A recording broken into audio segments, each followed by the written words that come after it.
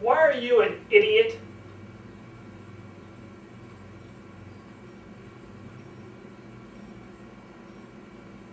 What would you do if you were asked that question? Why are you an idiot? There's a lot of things you might say. And most likely, a lot of things you are thinking about right now to say.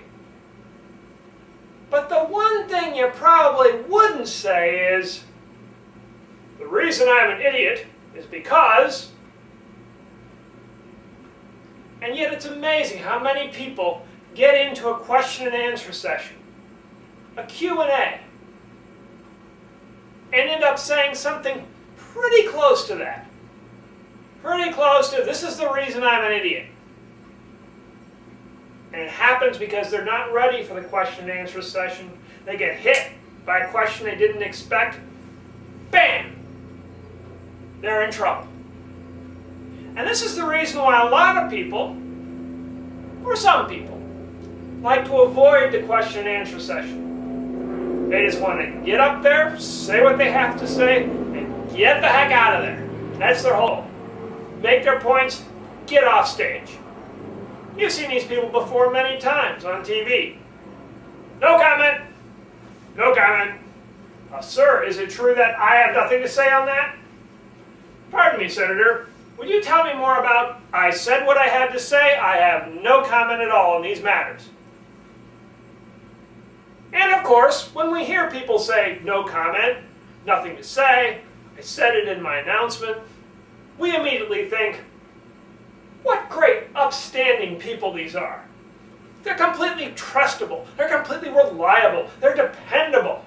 I know they were honest in that statement. Heck no! We don't say that. We don't think that. We think, what a bunch of lying, conniving people we have here. They're just lying to their teeth, and they couldn't answer an honest question if it bit them. That's what we're thinking. And that's why, if you're going to try to avoid the question and answer session, avoid the Q&A, you're probably making a not smart decision. Not calling you an idiot, but it's not a smart decision because it puts all sorts of questions in people's heads about, what are you hiding? What are you not saying? Have the question and answer session and handle it well, and people will say, I get your point, and you seem to know what you're talking about. So you have to answer the Q&A session well. And that's what we're going to be focusing on in this half hour. When you're in a Q&A session and somebody suddenly starts attacking you, it helps to keep a sense of humor. If you can lighten things up, you can just make it kind of into a joke, then you can still save the Q&A session. For instance, if you're in a situation where you're talking and suddenly somebody just starts yelling out, yeah, but what about? You're talking about taxes, say. Somebody starts yelling about, yeah, but what about the overtaxing that's been going on for the last 5 years in this place? What about? And they go on and on and on. Well, if you can turn that into a joke, you're better off. One thing you can do is you can call that person your research assistant. You can say, yeah, Charlie, that's my research assistant, Charlie. Thanks, Charlie, I got it about the taxes in the last 5 years. I'll make sure to put that in the next speech. Thanks for reminding me, though. Definitely have it in there. Just that little joke can make a difference. Shows you have a sense of humor. Shows you're open to new ideas. And hopefully it gets Charlie or whoever to stop all their yelling and screaming back there. Sometimes that won't work, though. They're determined to yell and scream. Well, in those cases, you still can make a joke. And it has to do with where you are. if you're in a situation where everybody's all in one profession, then you can make a joke about that profession. You got to be careful how you do this. You don't want to offend anybody. But you can just make a joke to imply something everybody in the room will get. So, if you're in a room full of people who are lawyers, defense attorneys, you can say something like, "Hey, who let the prosecutor in here? Get that prosecutor out of here." And that joke will work. Or if you're talking to a bunch of doctors, a different sort of situation, the same sort of way, try to use a joke that gets everybody together, that everybody can understand. And humor is challenging. So you also want to be careful. What do you joke about? What do you not joke about? Because the audience can turn on you like that. So when you're using a sense of humor, you have to be careful. If you're telling a joke, you need to think about, is this something that might offend or hurt? You don't want to just start screaming and yelling at the person. "You stupid idiot! What do you know? You know nothing. Just shut up." That turn an audience just like that. And all of a sudden they'll say, "Hey, answer that guy's question." Be really careful with audiences. Question and answer session is powerful. Doing Q&A is very powerful.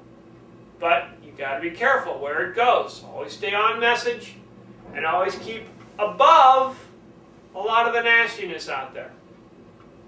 And that means even in your humor. Don't do blue humor, or in other words, swearing, cussing, that type of thing. Just really won't go down well. Especially if you're supposed to be doing a session to inform, to inspire, to uplift. Don't do blue humor that insults people. That doesn't go with your message. And with humor, explore. Some people are better at humor than others. Try different things. See what works out. Practice beforehand your humor before you actually give it up there. Practice beforehand with a friend and said, "Okay, if somebody says this and I said this, would that work? Is that something I can do?" See what they have to say. They say, "Yeah, sure, great, that sounds fine." Try it and see what happens. They say, "No, you never want to say that. I would get so upset and so offended if I were in that audience." Drop it. Q&A sessions are challenging. Adding a little bit of humor can make Q&A sessions more fun, more interesting, more entertaining for everybody, but you have to be careful. There's a fine line between humor and insult. And although the comedians you see on stage today don't really draw that line, it's still there. And in your Q&A session, your humor has to be fun, informative, and uplifting to your audience. So if you try humor in your Q&A session, and that doesn't work at solving some of the problems you're having with your audience, you can try to control the audience. Now, controlling the audience doesn't mean you can just stop them from doing what you don't want them to do. Never get violent with your audience. That won't work. Always try to remain calm and fair. So when people start yelling out all sorts of questions, it's easy to get angry and upset. Don't do it. Let it go. And sometimes it just helps to let them talk it out. People are really upset about something. They can just talk and talk and talk and talk and talk about it. And afterwards you just kind of nod your head and say, "I understand your concerns, know where you're coming from," and then make the point you want to make. Just let people talk it out. Sometimes it helps. Another thing you could do is to paraphrase. That is, to take what they said and say it in a different way. This is really important when you have somebody who asks nasty questions. some questions which come out sort of like, why are you an idiot? Questions like, given that we've raised taxes in the last 4 to 5 years around here, why are we yet again raising taxes? It didn't work before. Why is it going to work now? If you're talking in defense of a tax raise, you certainly don't want to just answer that question right away. You want to paraphrase it, say it in a different way. Say something like, it's important we raise taxes today because today we have tried every other way we can to raise revenue and balance the budget. List some of those different ways you've done that, and then say, now we're forced to raise taxes. Completely put away their framing of the argument and reframe the argument in a different way. That's called framing the argument, where you say what you have to say with some certain phrases around it. People who don't like your point will try to frame the argument negatively. Ask a question that implies what you're doing is bad. You want to give a reply that shows that what you're doing is good. So remember, you can always reframe the argument. And if you're in a room with a lot of people, tons of people around, that can be a good thing. Because if you have a lot of people around, you have questions shouted out from all over the place, you don't have to answer all the questions. This is really important. Or I'll put it a different way. Don't answer all the questions. Limit your questioning time. That's the first thing you do. I only have time for 5 minutes of questions or 10 minutes of questions. Limit that time. That also controls your audience. And pick and choose which questions you want to answer. If someone's asking an attacking question, let that question go. And ask a friendlier question. If someone asks a question that makes the point you made in your speech, definitely ask that person to give their question. Sometimes people will shout questions out. Then you can pick and choose. Other times, a lot of people will put their hands up. Then pick the people who look friendliest. If someone's glaring at you, don't pick that person. They're going to be trouble. They're going to be a problem. Pick the friendly-looking people out there. And whatever you do, when you go up there to explain the situation, don't over-explain. Recently, Roland Burris, who is now an elected official at the U.S. government level, had a lot of problems because he kept over-explaining things. He'd say something, and then in a different situation, he'd be asked a question, and he'd say things differently because he'd over-explain what was going on. And as he over-explained more and more, people found that one explanation didn't match the other, and he got into trouble. So don't over-explain. Don't volunteer information you don't need to give. Answer the person's question, cut it off. And always, always know your point. These are the points you're trying to get across to your audience. This whole question and answer session is to make it clear what these points are. Get these points across. Very important. So there are ways to control your audience in a Q&A session. We've talked about several of them. And if you control the audience, you control the questions, then the pressure is off you. Then these won't be difficult questions. Then your audience will be friendlier, or at least the people you answer will be friendlier. And you'll succeed at your goal of the Q&A session, which is always to repeat the points you made in your speech.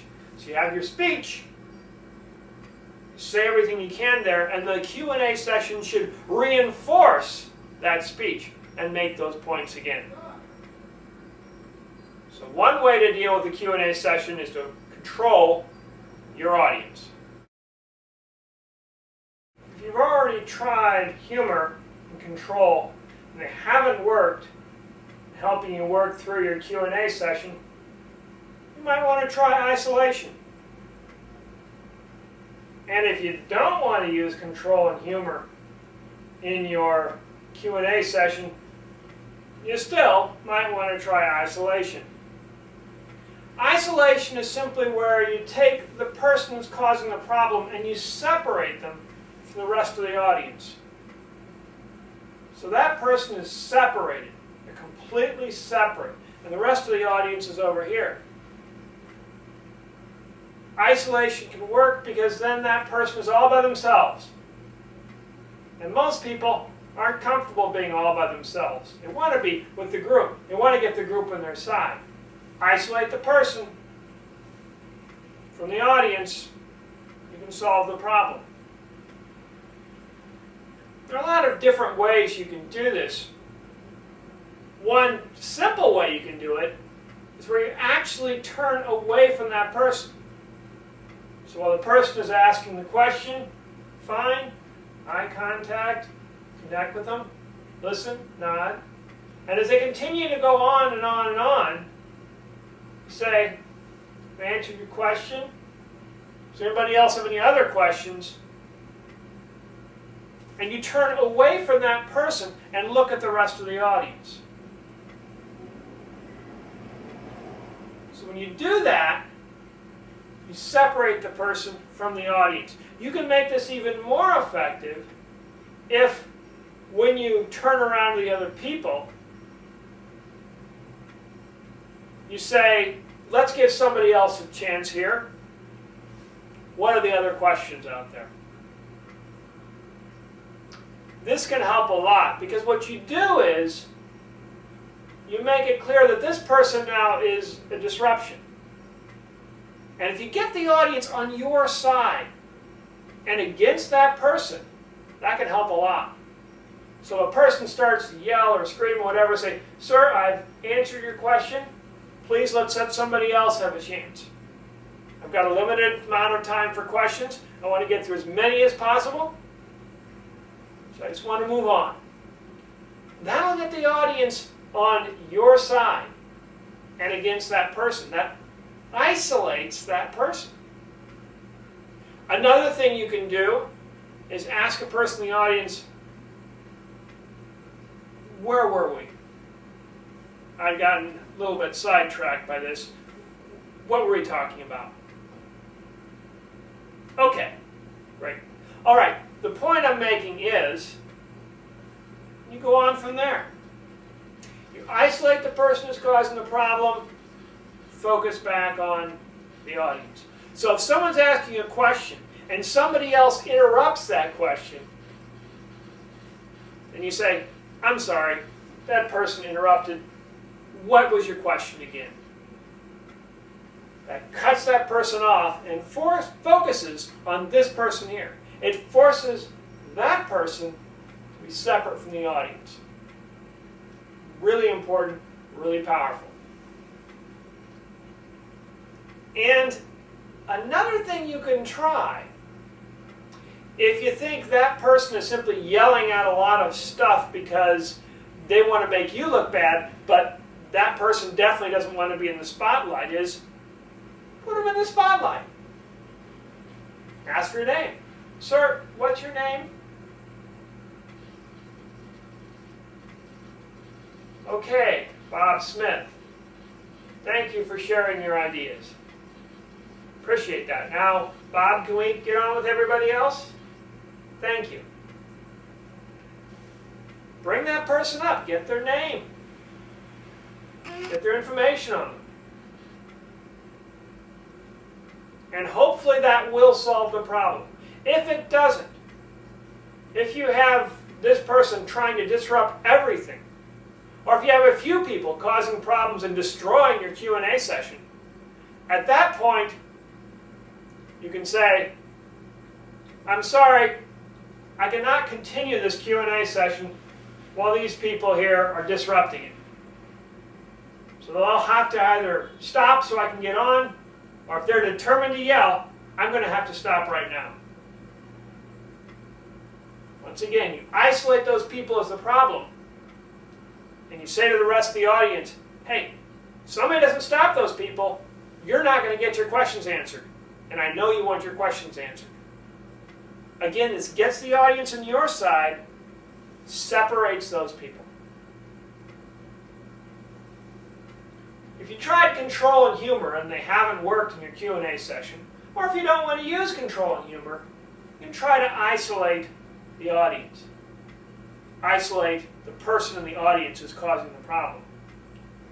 And it's very simple. The whole goal is to get that person separate from the audience. To make the audience see that person as separate from them. Completely isolated. Completely on their own. Isolate the person causing the problem, and you'll be able to get back to the point you're making in your Q&A session. There you have it.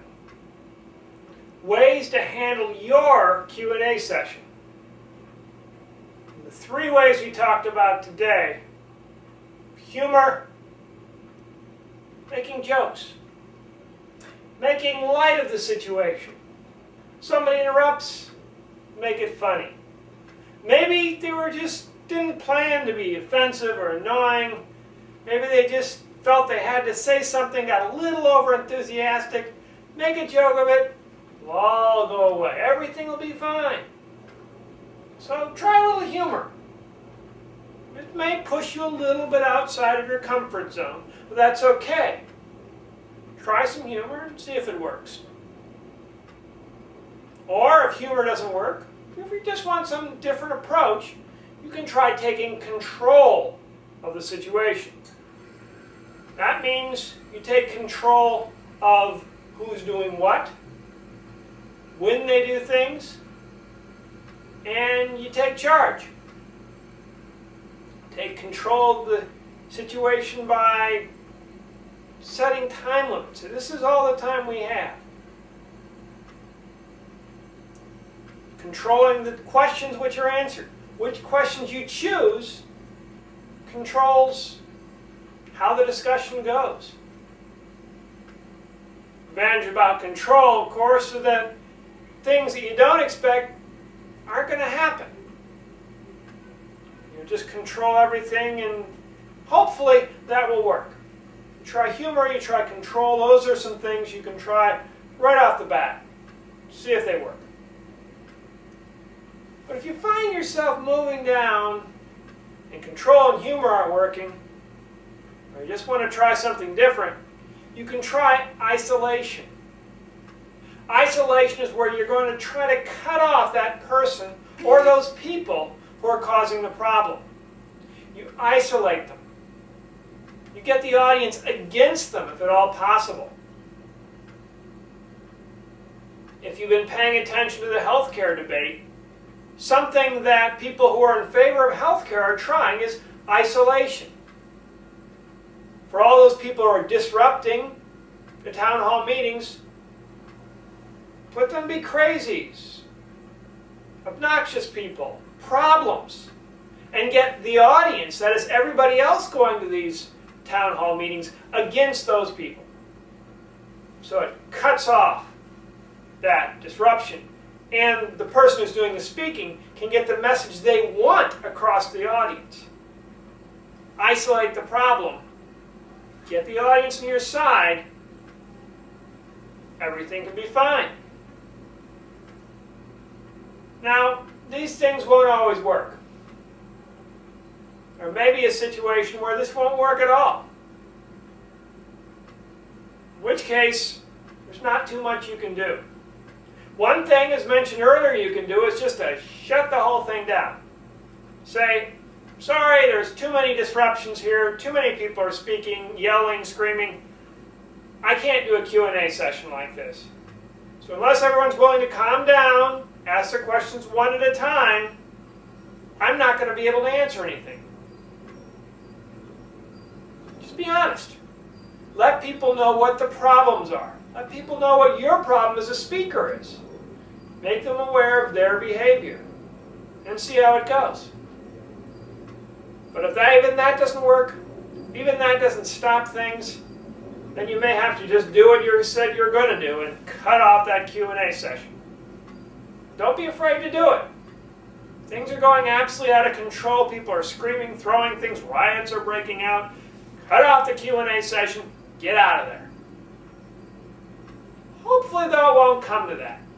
If you use some of the techniques we've talked about, humor, control, isolation, you should be able to prevent those types of problems from happening.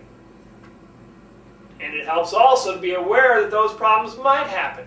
If you're talking about something that's new, that's different, that will affect a lot of people, that has huge changes from where things were to where you want things to be, expect a lot of pushback from the audience. Expect that people in the audience may get disruptive or even violent, depending upon what you're suggesting and whether you have the power to implement, to actually make something happen on that suggestion. Q&A session is a great opportunity to connect with your audience, but if you don't handle it right, it can become the worst moment of any speaker's life. So be aware what some of the common audience problems are. Use humor, control, isolation to take care of the audience. Make sure that the audience issues are handled and you as a speaker are getting the audience's questions answered. Most importantly, make sure you use that Q&A session to get across the ideas you have. Maybe ideas you haven't mentioned or didn't mention as well as you would like to. Use the Q&A session to get across those key, important ideas to your next audience.